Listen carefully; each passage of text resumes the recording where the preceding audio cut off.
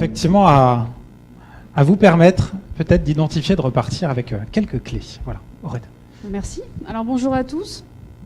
Depuis ce matin, tu n'arrêtes pas de dire que j'ai la dernière partie la plus ambitieuse, la plus audacieuse. Alors heureusement que le thème c'est le droit à l'erreur, parce que je crois que j'ai tweeté hier en fin de conférence. Au contraire, c'était pour te décomplexer. Hein. Tu vois, c'était pour te dire le challenge. En fin de conférence dans laquelle je vais intervenir avec confiance et tranquillité.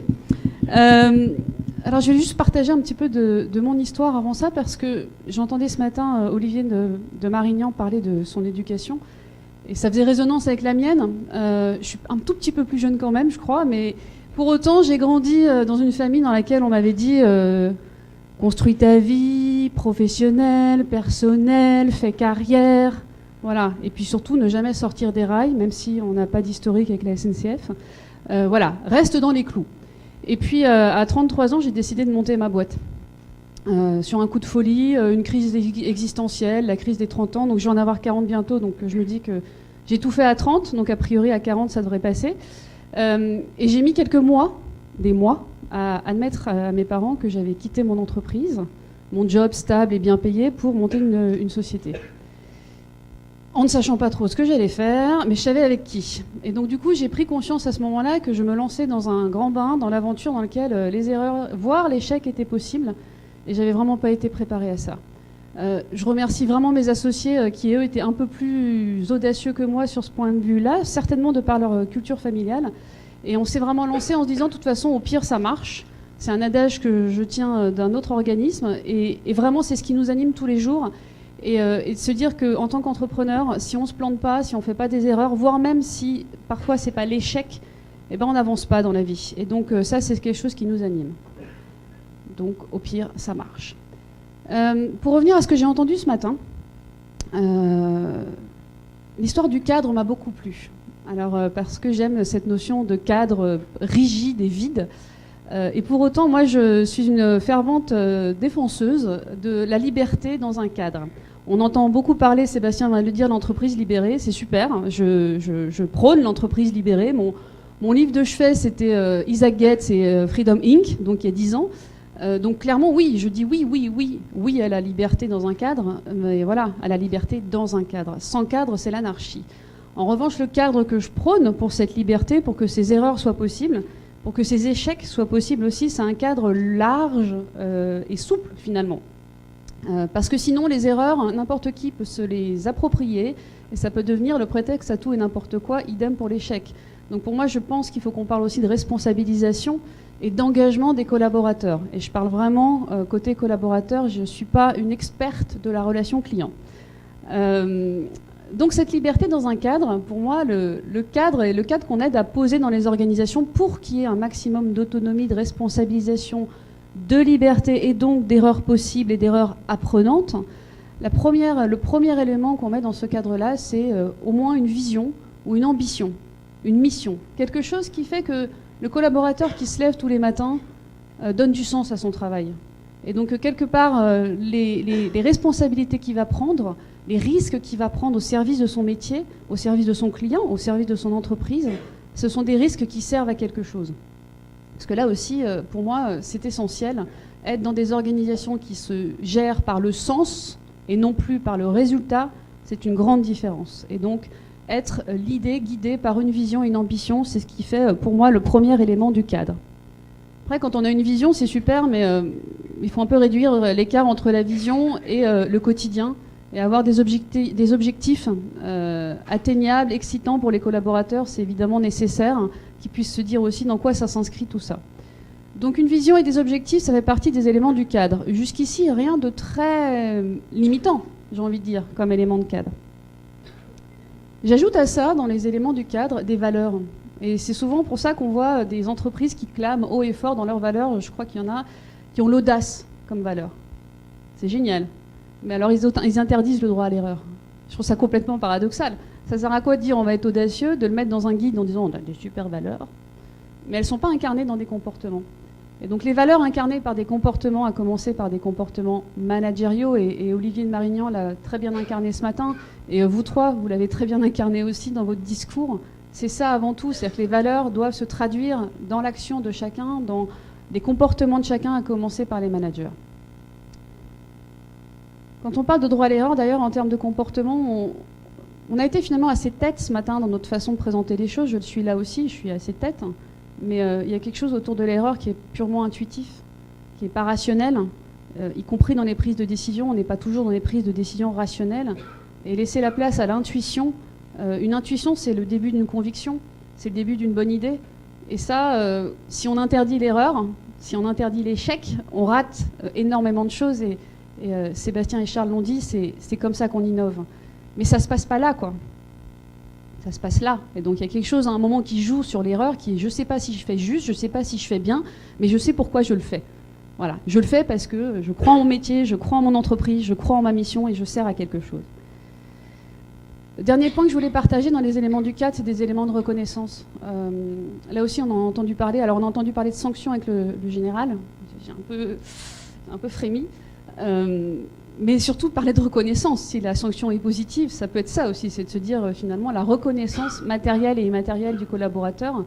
On a besoin d'avoir ces éléments-là dans le cadre. C'est-à-dire que je prends des risques, je m'investis, je m'engage dans ce que je fais au quotidien au service du client, mais aussi au service de mon entreprise et de moi-même. Et qu'est-ce que j'ai à gagner à faire ça, moi, collaborateur? Et quand je dis reconnaissance matérielle et immatérielle, la reconnaissance matérielle, on sait tous ce que c'est le salaire.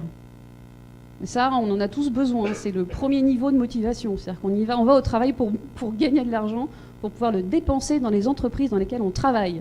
Donc voilà, on a besoin de ce premier niveau de reconnaissance qui est le salaire, la rémunération.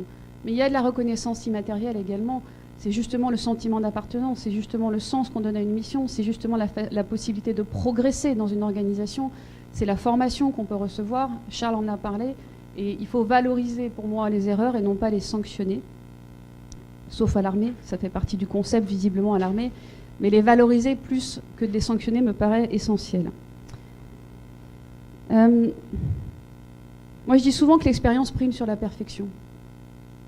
C'est ça le droit à l'erreur aussi, c'est-à-dire que si on ne teste pas, si on n'expérimente pas, on va reproduire les mêmes schémas, les mêmes modèles qu'on a depuis très longtemps dans les entreprises, qui sont de planifier, planifier, planifier, planifier. On monte des projets, on planifie, on fait des process dans tous les sens, on planifie, on contrôle, et on contrôle qu'on a bien planifié.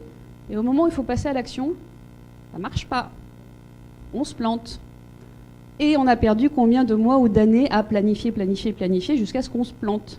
Alors que si on encourage l'erreur au quotidien et qu'on se dit finalement, au pire, ça marche, c'est aussi une façon de se dire, on fait, et après on planifie. On fait, et après on planifie. Et ça c'est une façon de fonctionner, de penser qui est typiquement entrepreneuriale. On entend beaucoup parler d'insuffler la culture start-up dans les entreprises. Les entreprises ne deviendront pas des start-up, il ne faut pas se leurrer. Mais en tout cas, encourager cette capacité à d'abord agir pour ensuite réfléchir, moi je trouve ça pas mal. Voilà, donc agissons et après réfléchissons et ça changera un peu le paradigme. Ce qu'il y a autour de tout ça, c'est l'engagement, c'est la notion de bien commun. On vous a mis une image là sur l'écran. On appelle, nous, les personnes qui prennent ces risques-là, ces personnes qui s'engagent dans leur mission, dans leur métier, dans leur organisation, on les appelle des corporate hackers. Alors le mot fait peur parce que hacker, ça peut être connoté.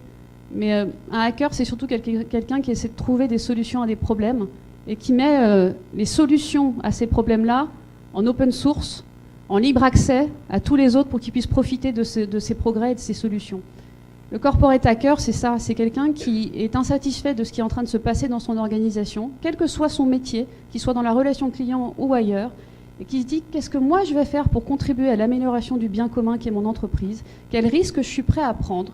Pas toujours de façon rationnelle, de façon parfois hyper intuitive. Ils ne savent pas toujours mettre des mots sur ce qu'ils sont prêts à faire, mais ils le font. Et donc le corporate hacker, c'est une posture, c'est un état d'esprit, c'est une façon d'être. Et je crois que c'est ça que j'ai envie de retenir de ce matin, c'est que le droit à l'erreur, ce n'est pas des méthodes, ce n'est pas des process, ce n'est pas des techniques, c'est avant tout une capacité à travailler, à agir autrement dans son organisation au quotidien. Donc voilà. Encourageant le corporate hacking, il ne faut pas en avoir peur de ces gens qui sont des rebelles, la désobéissance positive. Ce sont eux qui font bouger les entreprises, ce sont eux qui font avancer la relation client, parce que finalement, ils sont comme nos clients, et comme vos clients, ils ont droit à l'erreur. Charles l'a dit, on l'a dit un peu tard dans la matinée, l'erreur est humaine, mais finalement, ce n'est ni plus ni moins que ça. On ne peut plus tout contrôler, tout processer. On vit dans une ère tellement complexe qu'il faut laisser aussi venir un peu tout ça. Voilà, je pense que j'avais à peu près tout dit. J'aurais aimé rebondir encore plus sur plein de choses, mais le temps nous est compté. Voilà.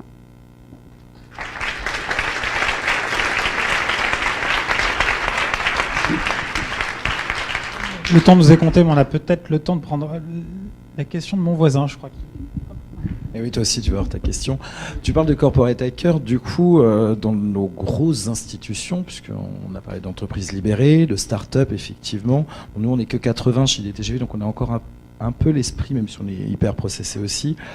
Comment, dans des groupes comme SNCF, par exemple, on pourrait avoir quelques corporate hackers avec nos obligations de sécurité, de service public, et ainsi de suite. Qu'est-ce que tu pourrais nous conseiller ? C'est marrant parce que la SNCF parle beaucoup de communautés, tu l'as dit toi-même, les communautés apprenantes. Le premier point du corporate hacking, c'est déjà le principe, c'est de partir d'une énergie qui est positive. Quand on veut libérer l'entreprise, et si on ne veut pas complètement la libérer, mais qu'on veut au moins la transformer, parce que pareil, la notion de libération, c'est comme le bonheur au travail, il y a plein de notions derrière qui ne sont pas toujours simples. C'est déjà de partir sur cette énergie positive et de créer des communautés de hackers. Souvent, ils sont isolés, on a besoin de les regrouper. Et donc, créer plusieurs communautés de hackers pour que ces gens-là, entre eux, puissent commencer à expérimenter. Et j'ai l'impression qu'IDTGV, dans l'histoire que tu racontes, est la parfaite illustration de ça. Sauf qu'il faut que ça se reproduise encore plus, peut-être, dans le système de la SNCF. Créer des communautés de gens qui sont prêts à faire bouger les choses sur des sujets qui peuvent être aussi bien managériaux que des sujets métiers. Typiquement, des sujets totalement pragmatiques, concrets, qui servent l'entreprise au quotidien et qui permettent de créer de la valeur. Et surtout, une fois qu'ils ont expérimenté entre eux dans un espace sécurisé où l'échec, l'erreur, voire l'échec est possible, ils puissent commencer à diffuser dans leurs équipes naturelles. Donc c'est sûr que c'est quelque chose qui, quand on veut libérer, transformer ou insuffler un nouvel état d'esprit, ça se fait sur 5 à 7 ans et pas 5 à 7 mois, comme voudraient peut-être certaines organisations qui veulent prendre le temps d'aller vite.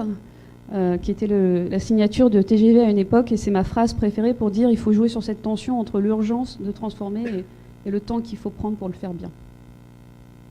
Et donc oui, ça fait peur, mais c'est l'énergie positive, donc plutôt que de lutter contre la résistance, prenons l'énergie de ceux qui ont envie de faire bouger les choses. Voilà.